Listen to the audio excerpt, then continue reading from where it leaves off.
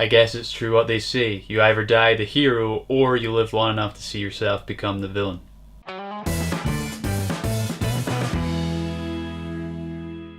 Spider-Man Homecoming is directed by John Watts and stars Tom Holland as Spider-Man. It takes place several months after the events of Civil War, and it's really the story of how Peter Parker balances his life as Spider-Man and a high school student. All the actors really do a good job in this film. And I just want to say really early on that Tom Holland really embraces the role as Peter Parker and Spider-Man. Because before, I would say Andrew Garfield was more really good as Spider-Man and Tobey Maguire was a better Peter Parker. However, Tom Holland really finds a perfect balance of both. And he goes through a really good character arc that I don't want to spoil for you here.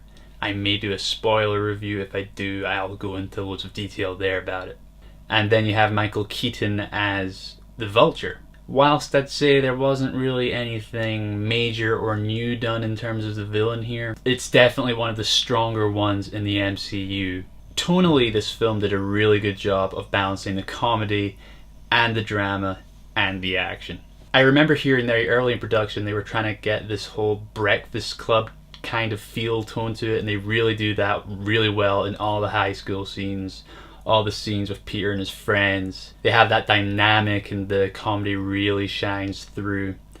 It does feel like John Hughes dialogue at times. And then the action scenes were really well filmed. I wouldn't say there was anything too special about them, but you understood easily everything that was happening. There was no shaky cam, you weren't questioning what was going on screen, you always understood what was happening.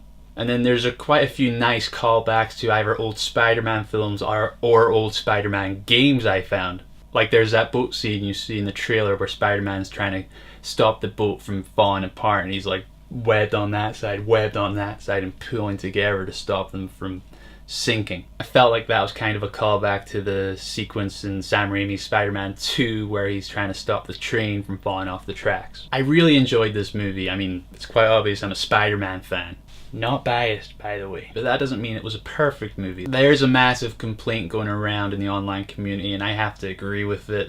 The trailer does show a little bit too much. I know that doesn't really have anything to do with the film, but it would have been nice going in and not knowing certain things that happen in the trailers. I'm not going to say what they are, just in case you haven't properly watched the trailers. I mean, they don't spoil everything, but it does kind of ruin some parts of the movie that would have been really nice to see first time that wasn't in a trailer. And then all the other Spider-Man films I felt did something really well, which I think this one was kind of lacking. All the other ones have really good moments where he's swinging through the city and you get all these nice shots of him just going along shooting webs, and it feels really fun. It has that spectacle. There wasn't really that moment in this film, and I was kind of disappointed to see that, because that's one of the best things about Spider-Man is swinging through the city in the films and the video games. You just gotta love it. I mean, what kid who sees Spider-Man does not want to go swinging through the city? I know I did when I was growing up. And my final gripe with the film was I sometimes felt it was trying too hard to remind you that it was in the MCU. Like I felt every 20 minutes they kept trying to force some kind of reference to the Avengers or to Iron Man. I mean, get it. But it's not a massive complaint. I still really enjoyed this movie. I would say this is definitely the best Spider-Man film since Sam Raimi's Spider-Man 2. It'll be really interesting to see where they take this iteration of Spider-Man now that he's part of the MCU. And like I already said in this video, you can see that Tom Holland really nailed his performance as Spider-Man. You can really see his love for the character. I would give this film an 8 out of 10. If you are a Spider-Man fan, you are really going to enjoy this movie. I mean, I'm seeing it again next week. That's how much I enjoyed it. And just so you know, there are 2 post-credit scenes, so make sure you stay till the very end of the credits. So have you seen Spider-Man Homecoming yet? Why not write in the comments below and tell me what you thought about it? Did you agree with me or disagree with me on some points? Start a discussion, I'd love to have one.